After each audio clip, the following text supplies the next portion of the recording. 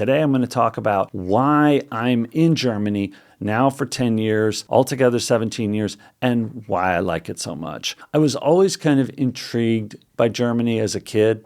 I was always interested in war movies, but also period pieces that were about Europe and Germany and being here. When I arrived here, as an airman weather observer, certainly it was culture shock. And I went through jet lag for the first time. So I'm waking up at 3, 4 in the morning for the first time for the first few nights. And any time that you PCS or go to another base in the Air Force, it's shock. It's a culture shock. You're an airman, you're living on base, you're in barracks, and you're trying to get adjusted to a new area, make new friends, meet new people, find new stuff to do. Well, the first thing that I found and kind of fell for was the German beer. And that happened pretty quickly. I tried a German beer and understood right away what all the fuss was about. And then there was a process of discovering German foods. Kind of avoided for a short period German food until I went out to some festivals, discovered bratwurst, and discovered those potato pancakes with the applesauce that they have at those things, and really started to experience foods that were kind of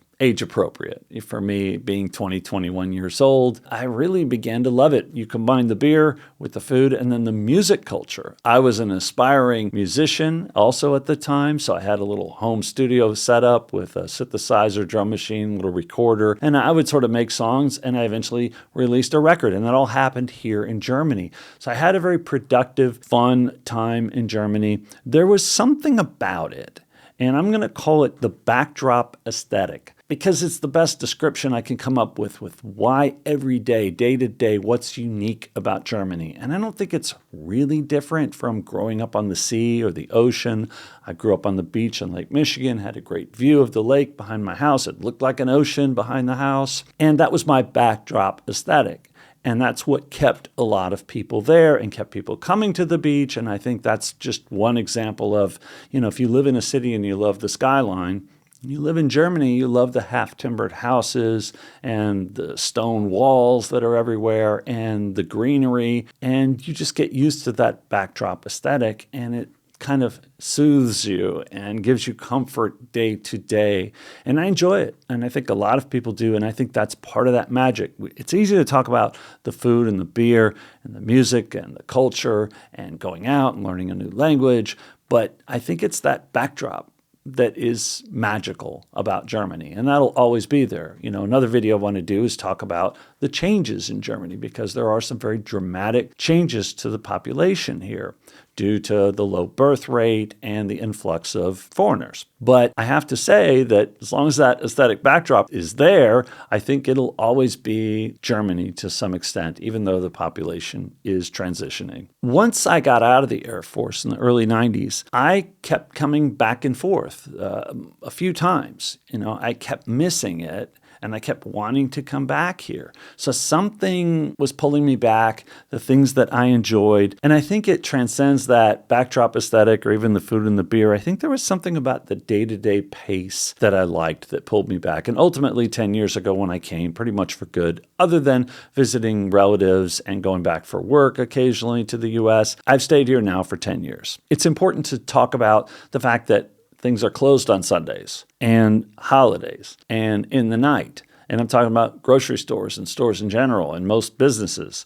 It's hard to find a gas station open in the middle of the night. So you better tank up if you're driving overnight. You better make sure that you find a gas station. Certainly on the highways and the Autobahns, you're going to find gas stations open 24 hours. And you'll find some food available 24 hours in those situations. But for the most part, you better plan.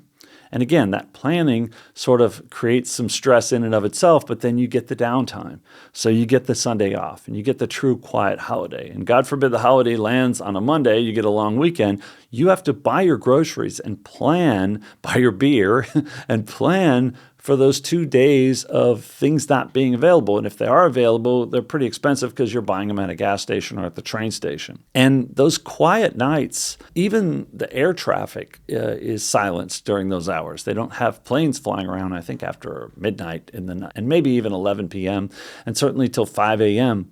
So it's quiet at night. You can go out, you can sleep, you can rest. Even the trains are quieter here, and all that stuff accumulates and has an impact on you day to day and your quality of life day to day is better, I think, for it, because of it.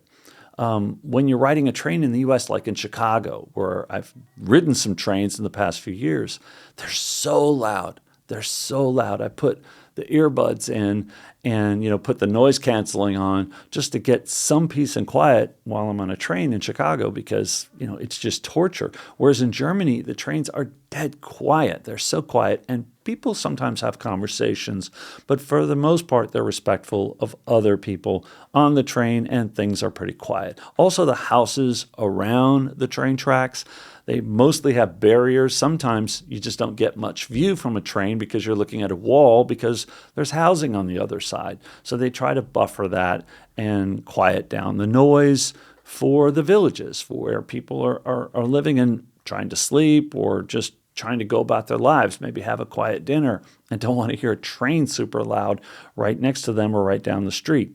You do hear trains, like in our village, you can hear them come through, but it's muted. It's okay. It's acceptable. It almost sounds charming. Oh, there goes the train. You can hear a little bit of noise. The air traffic is worse when you're in certain flight patterns. Those planes get really loud because we don't live super far from Frankfurt, about a 30-minute or less drive. And so the air traffic can be loud. But other than that, noise pollution is a thing that's regulated here successfully. And I think it's important, and I think it adds to that quality of life. And one of the many reasons that I've come back to Germany so many times, but stuff that's kind of hard to put your finger on. Like you don't really know what impact those things are having on you until you sit down like I did and go through this thought exercise where I'm thinking, well, what is it that's different? Start there. And could that be impacting the way that I feel day to day and creating a lifestyle pattern that I enjoy more than when I'm in the US? Ultimately, my history is such that I went back and forth until 1997, and then I stayed in the US for 19 years. And I just barreled through. And I never really, found the right place. I lived a bit in North Carolina. I lived a bit in Indiana. I lived several years in California. In fact, that's where my two sons were born. And in 2016, I just decided I'd had enough.